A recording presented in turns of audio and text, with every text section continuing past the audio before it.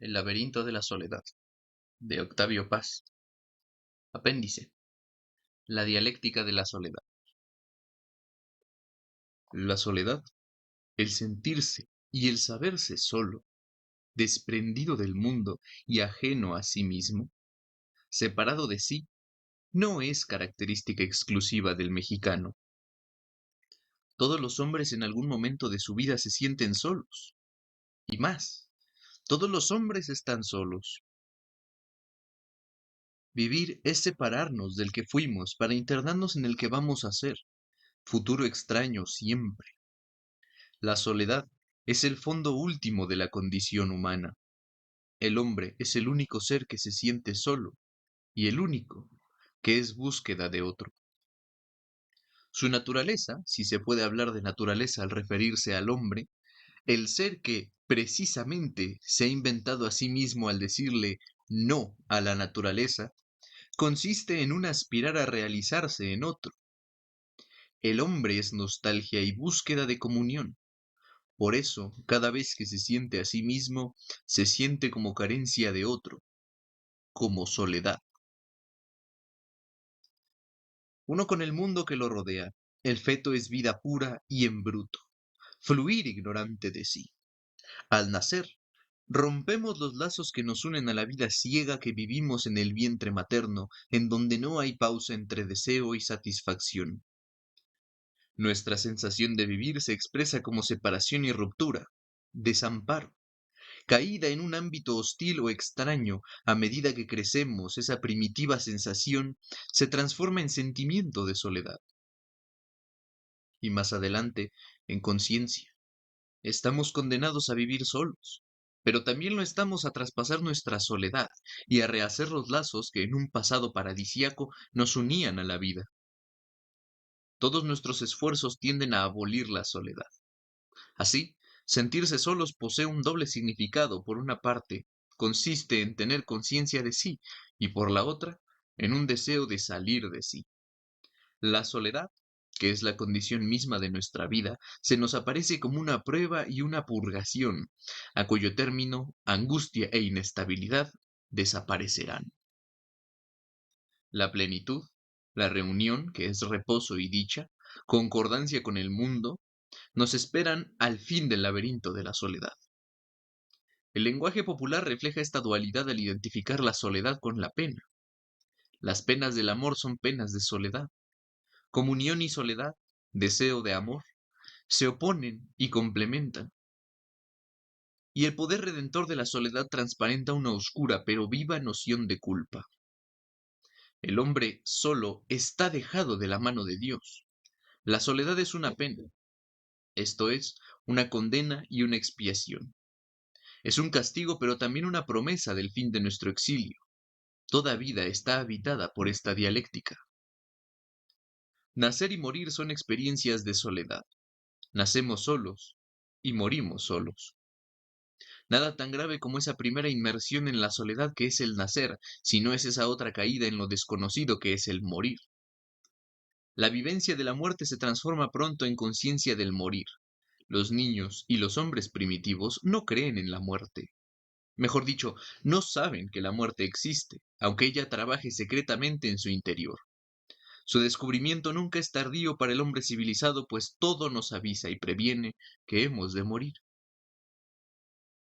Nuestras vidas son un diario aprendizaje de la muerte.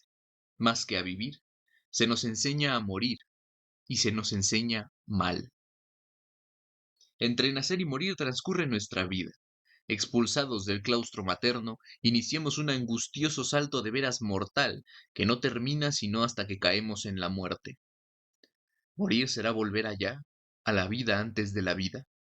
¿Será vivir de nuevo esa vida prenatal en que reposo y movimiento, día y noche, tiempo y eternidad dejan de oponerse? Morir será dejar de ser y, definitivamente, estar. Quizá la muerte sea la vida verdadera. Quizá nacer sea morir y morir nacer. Nada sabemos. Mas aunque nada sabemos, todo nuestro ser aspira a escapar de estos contrarios que nos desgarran. Pues si todo, conciencia de sí, tiempo, razón, costumbres, hábitos, tiende a ser de nosotros los expulsados de la vida, todo también nos empuja a volver, a descender al seno creador de donde fuimos arrancados y le pedimos al amor que, siendo deseo, es hambre de comunión, hambre de caer y morir tanto como de renacer, que nos dé un pedazo de vida verdadera, de muerte verdadera. No le pedimos la felicidad, ni el reposo, sino un instante, solo un instante de vida plena, en la que se fundan los contrarios, y vida y muerte, tiempo y eternidad, pacten. Oscuramente sabemos que vida y muerte no son sino dos movimientos antagónicos pero complementarios de una misma realidad. Creación y destrucción se funden en el acto amoroso y durante una fracción de segundo el hombre entrevé un estado más perfecto. En nuestro mundo, el amor es una experiencia casi inaccesible. Todo se opone a él. Moral, clases, leyes, razas y los mismos enamorados. La mujer siempre ha sido para el hombre lo otro, su contrario y complemento. Si una parte de nuestro ser anhela fundirse a ella, otra, no menos imperiosamente, la aparta y excluye. La mujer es un objeto alternativamente precioso o nocivo, mas siempre diferente. Al convertirla en objeto, en ser aparte y al someterla a todas las deformaciones que su interés, su vanidad, su angustia y su mismo amor le dictan, el hombre la convierte en instrumento, medio para obtener el conocimiento y el placer, vía para alcanzar la supervivencia. La mujer es ídolo, diosa, madre, hechicera o musa, según muestra Simone de Beauvoir, pero jamás puede ser ella misma. De ahí que nuestras relaciones eróticas estén viciadas desde su origen, manchadas en su raíz. Entre la mujer y nosotros se interpone un fantasma, el de su imagen, el de la imagen que nosotros nos hacemos de ella y con la que ella se reviste. Ni siquiera podemos tocarla como carne que se ignora a sí misma, pues entre nosotros y ella se desliza esa visión dócil y servil de un cuerpo que se entrega. Y a la mujer le ocurre lo mismo. No se siente, ni se concibe sino como objeto, como otro. Nunca es dueña de sí. Su ser se escinde entre lo que es realmente y la imagen que ella se hace de sí. Una imagen que le ha sido dictada por familia, clase, escuela, amigas, religión y amante. Su feminidad jamás se expresa, porque se manifiesta a través de formas inventadas por el hombre. El amor no es un acto natural, es algo humano y por definición, lo más humano, es decir, una creación, algo que nosotros hemos hecho y que no se da en la naturaleza. Algo que hemos hecho, que hacemos todos los días y que todos los días deshacemos. No son estos los únicos obstáculos que se interponen entre el amor y nosotros. El amor es elección, libre elección acaso de nuestra fatalidad, súbito descubrimiento de la parte más secreta y fatal de nuestro ser, pero la elección amorosa es imposible en nuestra sociedad. Ya Bretón decía en uno de sus libros más hermosos, El loco amor, que dos prohibiciones impedían desde su nacimiento la elección amorosa, la interdicción social y la idea cristiana del pecado. Para realizarse el amor necesita quebrantar la ley del mundo. En nuestro tiempo, el amor es escándalo y desorden, transgresión, el de dos astros que rompen la fatalidad de sus órbitas y se encuentran en la mitad del espacio. La concepción romántica del amor, que implica ruptura y catástrofe, es la única que conocemos porque todo en la sociedad impide que el amor sea libre elección. La mujer vive presa con la imagen que la sociedad masculina le impone, por lo tanto, solo puede elegir rompiendo consigo misma. El amor la ha transformado, la ha hecho otra persona. Suelen decir de las enamoradas, y es verdad, el amor hace otra a la mujer, pues si se atreve a amar, a elegir, si se atreve a ser ella misma, debe romper esa imagen con que el mundo encarcela su ser. El hombre tampoco puede elegir. El círculo de sus posibilidades es muy reducido. Niño, descubre la feminidad en la madre o en las hermanas, y desde entonces el amor se identifica con lo prohibido. Nuestro erotismo está condicionado por el horror y la atracción del incesto.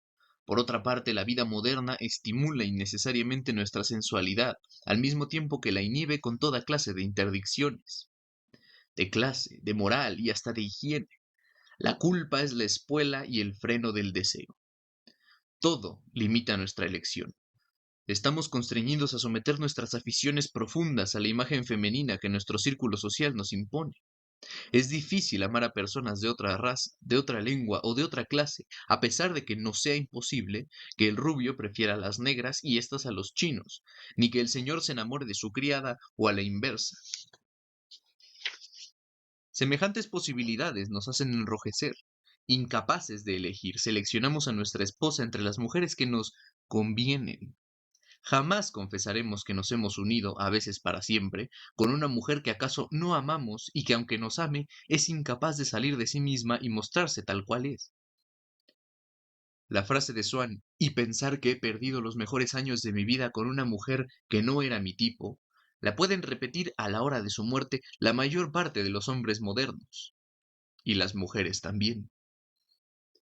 La sociedad concibe el amor, contra la naturaleza de este sentimiento, como una unión estable y destinada a crear hijos.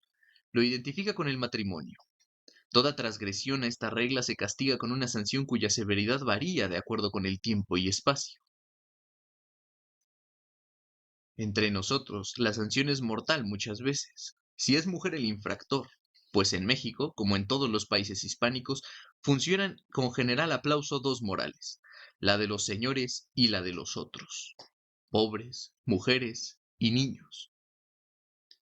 La protección impartida al matrimonio podía justificarse si la sociedad permitiese de verdad la elección, y puesto que no lo hace, debe aceptarse que el matrimonio no constituye la más alta realización del amor, sino que es una forma jurídica, social y económica que posee fines diversos a los del amor. La estabilidad de la familia reposa en el matrimonio, que se convierte en una mera proyección de la sociedad, sin otro objeto que la recreación de esa misma sociedad. De ahí la naturaleza profundamente conservadora del matrimonio. Atacarlo es disolver las bases mismas de la sociedad, y de ahí también que el amor sea, sin proponérselo, un acto antisocial, pues cada vez que logra realizarse quebranta el matrimonio y lo transforma en lo que la sociedad no quiere que sea. La revelación de dos soledades que crean por sí mismas un mundo que rompe la mentira social, suprime tiempo y trabajo y se declara autosuficiente. No es extraño así que la sociedad persiga con el mismo encono al amor y a la poesía, su testimonio, y los arroje a la clandestinidad, a las afueras, al mundo turbio y confuso de lo prohibido, lo ridículo y lo anormal. Y tampoco es extraño que amor y poesía estallen en formas extrañas y puras, en escándalo, en crimen, en poema. La protección al matrimonio implica la persecución del amor y la tolerancia de la prostitución, cuando no, su cultivo oficial. Y no deja de ser reveladora la ambigüedad de la prostituta, ser sagrado para algunos pueblos. Para nosotros es alternativamente un ser despreciable y deseable, caricatura del amor, víctima del amor. La prostituta es símbolo de los poderes que humilla a nuestro mundo. Pero no nos basta con esa mentira de amor que entraña la existencia de la prostituta. En algunos círculos se aflojan los lazos que hacen intocable al matrimonio y reina la promiscuidad. Ir de cama en cama no es ya ni siquiera libertinaje. El seductor, el hombre que no puede salir de sí porque la mujer es siempre instrumento de su vanidad o de su angustia, se ha convertido en una figura del pasado, como el caballero andante. Ya no se puede seducir a nadie, del mismo modo que no hay doncellas que amparar o entuertos que deshacer. El erotismo moderno tiene un sentido distinto al de un Sade, por ejemplo. Sade era un temperamento trágico, poseído de absoluto. Su obra es una revelación explosiva de la condición humana. Nada más desesperado que un héroe de Sade. El erotismo moderno casi siempre es una retórica, un ejercicio literario y una complacencia. No es una revelación del hombre, sino un documento más sobre una sociedad que estimula el crimen y condena al amor. Libertad de la pasión. El divorcio ha dejado de ser una conquista.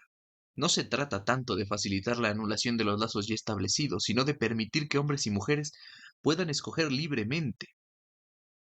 En una sociedad ideal, La única causa de divorcio sería la desaparición del amor o la aparición de uno nuevo.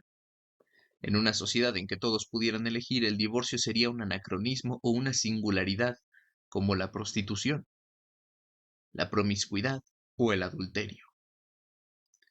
La sociedad se finge una totalidad que vive por sí y para sí.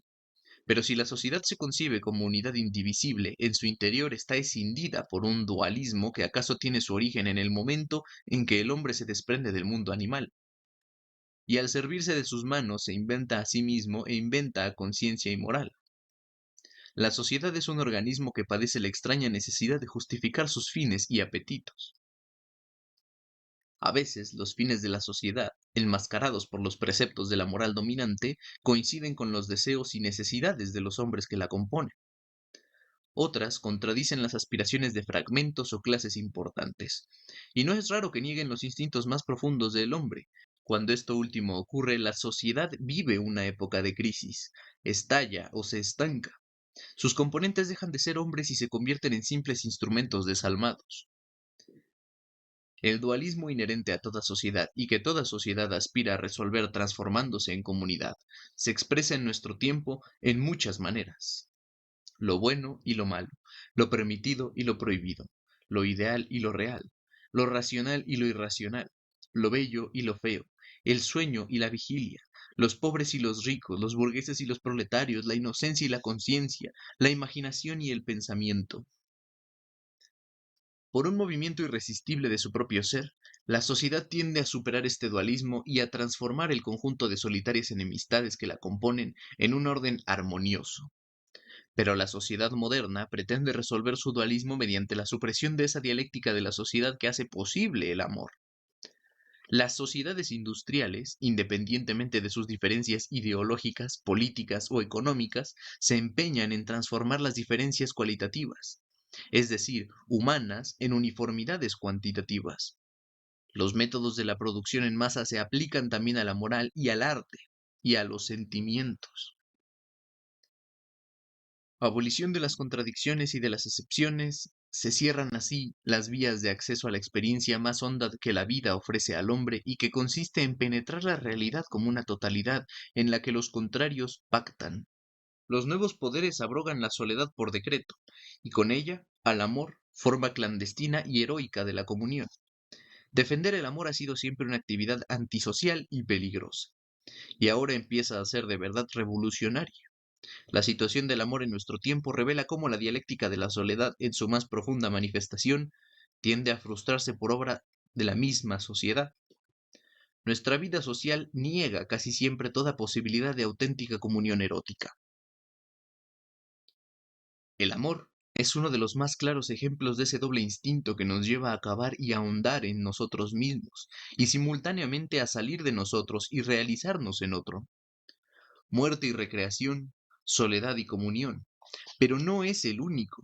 Hay en la vida de cada hombre una serie de periodos, que son también rupturas y reuniones, separaciones y reconciliaciones. Cada una de estas etapas es una tentativa por trascender nuestra soledad, seguida por inmersiones en ambientes extraños. El niño se enfrenta a una realidad irreductible a su ser, y a cuyos estímulos no responde al principio sino con llanto o silencio. Roto el cordón que lo unía a la vida, trata de recrearlo por medio de la afectividad y el juego. Inicia así un diálogo que no terminará sino hasta que recite el monólogo de su muerte. Pero sus relaciones con el exterior no son ya pasivas, como en la vida prenatal, pues el mundo le exige una respuesta. La realidad debe ser poblada por sus actos. Gracias al juego y a la imaginación, la naturaleza inerte de los adultos, una silla, un libro, un objeto cualquiera, adquiere de pronto vida propia. Por la virtud mágica del lenguaje o del gesto, del símbolo o del acto, el niño crea un mundo viviente en el que los objetos son capaces de responder a sus preguntas. El lenguaje, desnudo de sus significaciones intelectuales, deja de ser un conjunto de signos y vuelve a ser un delicado organismo de imantación mágica. No hay distancia entre el hombre y la cosa, y pronunciar una palabra es poner en movimiento a la realidad que designa. La representación equivale a una verdadera reproducción del objeto, del mismo modo que para el primitivo la escultura no es una representación sino un doble del objeto representado. Hablar vuelve a ser una actividad creadora de realidades. Esto es una actividad poética. El niño, por virtud de la magia, crea un mundo a su imagen y resuelve así su soledad. Vuelve a ser uno con su ambiente. El conflicto renace cuando el niño deja de creer en el poder de sus palabras o de sus gestos. La conciencia principia como desconfianza en la eficacia mágica de nuestros instrumentos. La adolescencia es ruptura con el mundo infantil y momento de pausa ante el universo de los adultos. Spranger señala a la soledad como una nota distintiva de la adolescencia. Narciso, el solitario, es la imagen misma del adolescente. En este periodo el hombre adquiere por primera vez conciencia de su singularidad, pero la dialéctica de los sentimientos interviene nuevamente. En tanto que extrema conciencia de sí, la adolescencia no puede ser superada sino como olvido de sí, como entrega. Por eso la adolescencia no es sólo la edad de la soledad, sino también la época de los grandes amores, del heroísmo y del sacrificio. Con razón, el pueblo imagina al héroe y al amante como figuras adolescentes. La visión del adolescente como un solitario, encerrado en sí mismo, devorado por el deseo o la timidez, se resuelve casi siempre en la bandada de jóvenes que bailan, cantan o marchan en grupo, o en la pareja paseando bajo el arco del vendedor de la calzada. El adolescente se abre al mundo, al amor, a la acción, a la amistad, al deporte, al heroísmo. La literatura de los pueblos modernos, con la significativa excepción de la española, en donde no aparecen sino como pícaros o huérfanos, está poblada de adolescentes, solitarios en busca de la comunión, del anillo, de la espada, de la visión. La adolescencia es una vela de armas de la que se sale el mundo de los hechos. La madurez no es una etapa de soledad. El hombre, en lucha con los hombres o con las cosas, se olvida de sí en el trabajo, en la creación o en la construcción de objetos, ideas e instituciones. Su conciencia personal se une a otras. El tiempo adquiere sentido y fin. Es historia, relación viviente y significativa con un pasado y un futuro. En verdad, nuestra singularidad, que brota de nuestra temporalidad, de nuestra fatal inserción en un tiempo que es a nosotros mismos y que al alimentarnos nos devora, no queda abolida, pero sí atenuada y en cierto modo redimida. Nuestra existencia particular se inserta en la historia y ésta se convierte, para emplear la expresión de Eliot, en a pattern of timeless moments. Así el hombre maduro, atacado del mal de la soledad, constituye en épocas fecundas una anomalía. La frecuencia con que ahora se encuentra esta clase de solitarios indica la gravedad de nuestros males.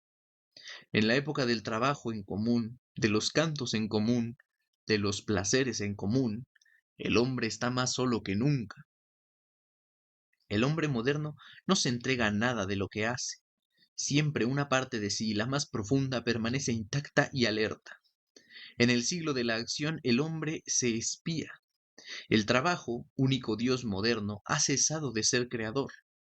El trabajo sin fin, infinito, corresponde a la vida sin finalidad de la sociedad moderna, y la soledad que engendra, soledad promiscua de los hoteles, de las oficinas, de los talleres y de los cines, no es una prueba que afine al alma, un necesario purgatorio, es una condenación total, espejo de un mundo sin salida. El doble significado de la soledad, ruptura con un mundo y tentativa por crear otro, se manifiesta en nuestra concepción de héroes, santos y redentores.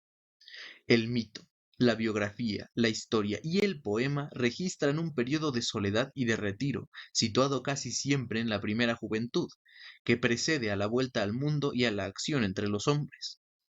Años de preparación y de estudio, pero sobre todo años de sacrificio y penitencia, de examen, de expiación y purificación.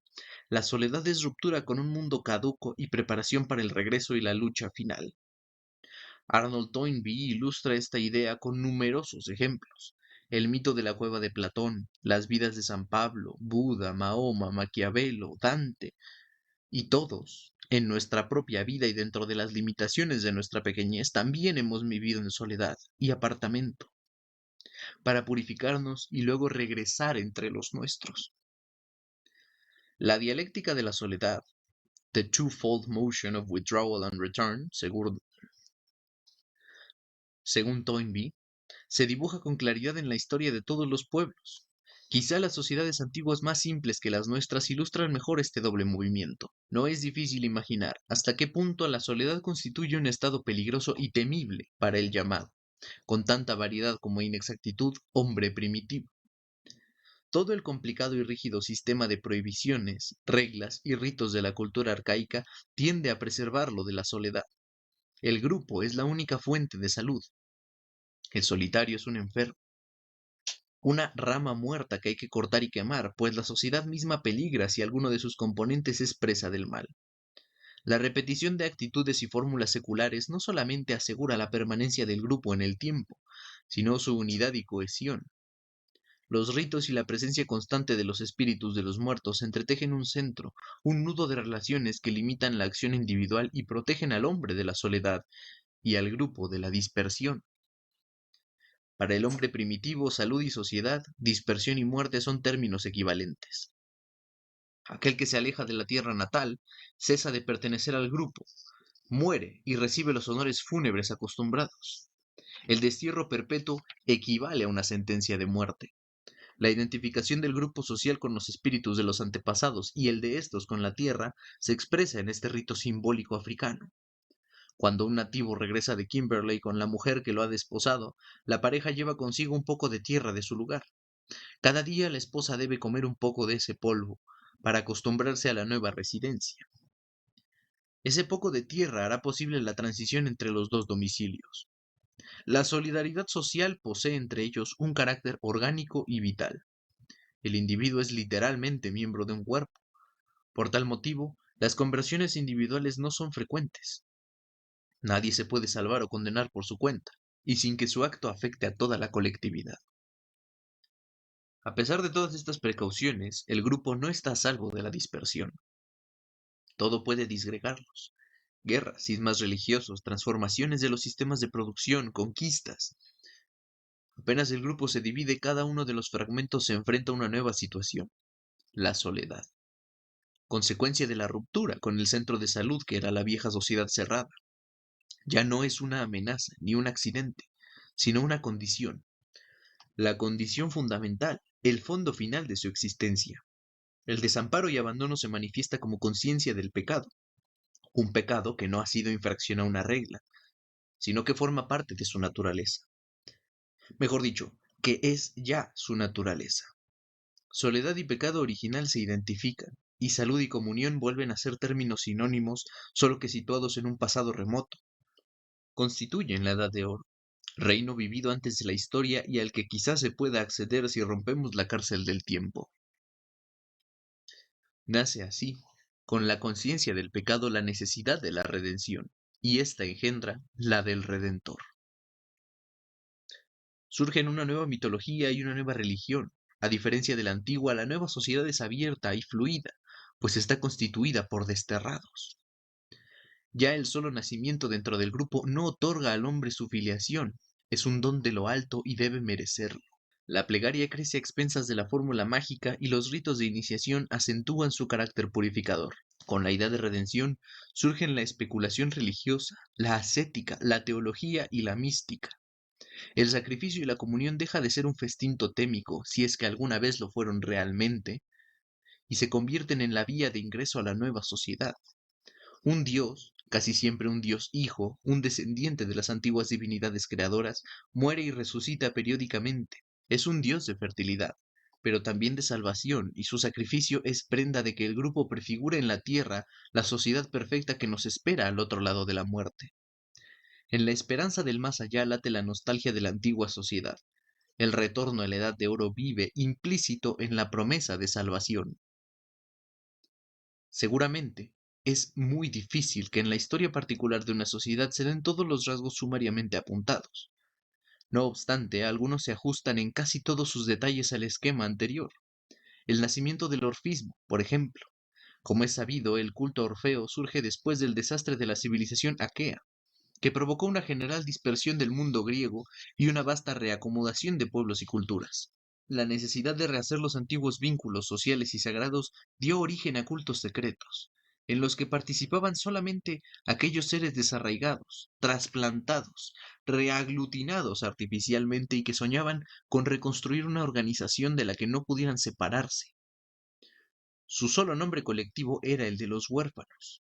Señalaré de paso que orfanos no solamente es huérfano, sino vacío. En efecto, soledad y orfandad son en último término experiencias del vacío. Las religiones de Orfeo y Dionisios, como más tarde las religiones proletarias del fin del mundo antiguo, muestran con claridad el tránsito de una sociedad cerrada a otra abierta. La conciencia de la culpa, de la soledad y de la expiación juegan en ellas el mismo doble papel que en la vida individual. El sentimiento de soledad, nostalgia de un cuerpo del que fuimos arrancados, es nostalgia de espacio. Según una concepción muy antigua y que se encuentra en casi todos los pueblos, ese espacio no es otro que el centro del mundo, el ombligo del universo. A veces el paraíso se identifica con ese sitio y ambos con el lugar de origen, mítico o real, del grupo. Entre los aztecas, los muertos regresaban al Mictlán, lugar situado al norte de donde habían emigrado. Casi todos los ritos de fundación de ciudades o de mansiones aluden a la búsqueda de ese centro sagrado del que fuimos expulsados. Los grandes santuarios, Roma, Jerusalén, la Meca, se encuentran en el centro del mundo o lo simbolizan y prefiguran. Las peregrinaciones a esos santuarios son repeticiones rituales de las que cada pueblo ha hecho en un pasado mítico, antes de establecerse en la tierra prometida. La costumbre de dar una vuelta a la casa o a la ciudad antes de atravesar sus puertas tiene el mismo origen. El mito del laberinto se inserta en este grupo de creencias. Varias nociones afines han contribuido a hacer del laberinto uno de los símbolos míticos más fecundos y significativos. La existencia en el centro del recinto sagrado de un talismán o de un objeto cualquiera, capaz de devolver la salud o la libertad al pueblo. La presencia de un héroe o de un santo, quien tras la penitencia y los ritos de expiación, que casi siempre entrañan un periodo de aislamiento, penetra en el laberinto o palacio encantado. El regreso, ya para fundar la ciudad, ya para salvarla o redimirla. Si en el mito de Perseo los elementos místicos apenas son visibles, en el del Santo Grial el ascetismo y la mística se alían. El pecado, que produce la esterilidad en la tierra y en el cuerpo mismo de los súbditos del rey pescador. En los ritos de purificación, el combate espiritual y finalmente, la gracia, esto es, la comunión. No solo hemos sido expulsados del centro del mundo y estamos condenados a buscarlo por selvas y desiertos, o por los vericuetos y subterráneos del laberinto. Hubo un tiempo en el que el tiempo no era sucesión, sino manar continuo de un presente fijo en el que estaban contenidos todos los tiempos, el pasado y el futuro. El hombre, desprendido de esa eternidad en la que todos los tiempos son uno, ha caído en el tiempo cronométrico y se ha convertido en prisionero del reloj, del calendario y de la sucesión. Pues apenas el tiempo se divide en ayer, hoy y mañana, en horas, minutos y segundos, el hombre cesa de ser uno con el tiempo, cesa de coincidir con el fluir de la realidad. Cuando digo en este instante, ya pasó el instante. La medición espacial del tiempo separa al hombre de la realidad, que es un continuo presente, y hace fantasmas a todas las presencias en que la realidad se manifiesta. Si se reflexiona sobre el carácter de estas dos opuestas nociones, se advierte que el tiempo cronométrico es una sucesión homogénea y vacía de toda particularidad. Igual a sí mismo, siempre desdeñoso del placer o del dolor, solo transcurre. El tiempo mítico, al contrario, no es una sucesión homogénea en cantidades iguales, sino que se halla impregnado de todas las particularidades de nuestra vida. Es largo como una eternidad o breve como un soplo, nefasto o propicio, fecundo o estéril. Esta noción admite la existencia de una pluralidad de tiempos. Tiempo y vida se funden y forman un solo bloque, una unidad imposible de escindir. Para los aztecas, el tiempo estaba ligado al espacio y cada día a uno de los puntos cardinales. Otro tanto puede decirse de cualquier calendario religioso. La fiesta es algo más que una fecha o un aniversario. No celebra, sino reproduce un suceso. Abre en dos al tiempo cronométrico para que, por espacio de unas breves horas inconmensurables, el presente eterno se reinstale. La fiesta vuelve creadora al tiempo. La repetición se vuelve concepción. El tiempo engendra. La edad de oro regresa. Ahora y aquí, cada vez que el sacerdote oficia el misterio de la Santa Misa, desciende efectivamente Cristo, se da a los hombres y salva al mundo. Los verdaderos creyentes son, como quería Kierkegaard, contemporáneos de Jesús, y no solamente en la fiesta religiosa o en el mito irrumpe un presente que disuelve la vana sucesión. También el amor y la poesía nos revelan fugaz este tiempo original. Mas tiempo no es más eternidad, dice Juan Ramón Jiménez, refiriéndose a la eternidad del instante poético. Sin duda, la concepción del tiempo como presente fijo y actualidad pura es más antigua que la del tiempo cronométrico, que no es una aprehensión inmediata del fluir de la realidad, sino una racionalización del transcurrir. La dicotomía anterior se expresa en la oposición entre historia y mito, o historia y poesía. El tiempo del mito, como el de la fiesta religiosa o el de los cuentos infantiles, no tiene fechas. Hubo una vez, en la época en que los animales hablaban, en el principio. Y ese principio, que no es el año tal ni el día tal, contiene todos los principios y nos introduce en el tiempo vivo, en donde de veras todo principia todos los instantes. Por virtud del rito, que realiza y reproduce el relato mítico de la poesía y del cuento de hadas, el hombre accede a un mundo en donde los contrarios se funden. Todos los rituales tienen la propiedad de acaecer en él ahora, en este instante. Cada poema que leemos es una recreación, quiero decir, una ceremonia ritual, una fiesta. El teatro y la épica son también fiestas, ceremonias. En la representación teatral como en el recital de poesía, el tiempo ordinario deja de fluir, cede el sitio al tiempo original. Gracias a la participación, ese tiempo mítico, original, padre de todos los tiempos que enmascaran a la realidad, coincide con nuestro tiempo interior, subjetivo. El hombre, prisionero de la sucesión, rompe su invisible cárcel de tiempo y accede al tiempo vivo. La subjetividad se identifica al fin con el tiempo exterior porque éste ha dejado de ser mediación espacial y se ha convertido en manantial, en presente puro que se recrea sin cesar. Por obra del mito y de la fiesta, secular o religiosa, el hombre rompe su soledad y vuelve a ser uno con la creación. Y así el mito, disfrazado, oculto, escondido, reaparece en casi todos los actos de nuestra vida e interviene decisivamente en nuestra historia. Nos abre las puertas de la comunión. El hombre contemporáneo ha racionalizado los mitos, pero no ha podido destruirlos. Muchas de nuestras verdades científicas, como la mayor parte de nuestras concepciones morales, políticas y filosóficas, solo son nuevas expresiones de tendencias que antes se encarnaron en formas míticas. El lenguaje racional de nuestro tiempo encubre apenas a los antiguos mitos. La utopía, y especialmente las modernas utopías políticas, expresan con violencia concentrada, a pesar de los esquemas racionales que las enmascaran, esa tendencia que lleva a toda sociedad a imaginar una edad de oro, de la que el grupo social fue arrancado y a la que volverán los hombres el día de días. Las fiestas modernas, reuniones políticas, desfiles, manifestaciones y demás actos rituales prefiguran al advenimiento de ese día de redención. Todos esperan que la sociedad vuelva a su libertad original y los hombres a su primitiva pureza. Entonces la historia cesará. El tiempo, la duda, la elección forzada entre lo bueno y lo malo, entre lo injusto y lo justo, entre lo real y lo imaginario, dejará de triturarnos. Volverá el reino del presente, fijo, de la comunión perpetua. La realidad arrojará sus máscaras y podremos al fin conocerla y conocer a nuestros semejantes. Toda sociedad moribunda o en trance de esterilidad tiende a salvarse creando un mito de redención, que es también un mito de fertilidad, de creación. Soledad y pecado se resuelven en comunión y fertilidad. La sociedad que vivimos ahora también ha engendrado su mito.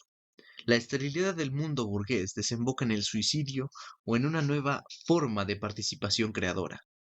Tal es, para decirlo con la frase de Ortega y Gasset, el tema de nuestro tiempo, la sustancia de nuestros sueños y el sentido de nuestros actos. El hombre moderno tiene la pretensión de pensar despierto, pero este despierto pensamiento nos ha llevado por los corredores de una sinuosa pesadilla, en donde los espejos de la razón multiplican las cámaras de la tortura. Al salir acaso, descubriremos que habíamos soñado con los ojos abiertos y que los sueños de la razón son atroces. Quizás entonces empezaremos a soñar otra vez con los ojos cerrados.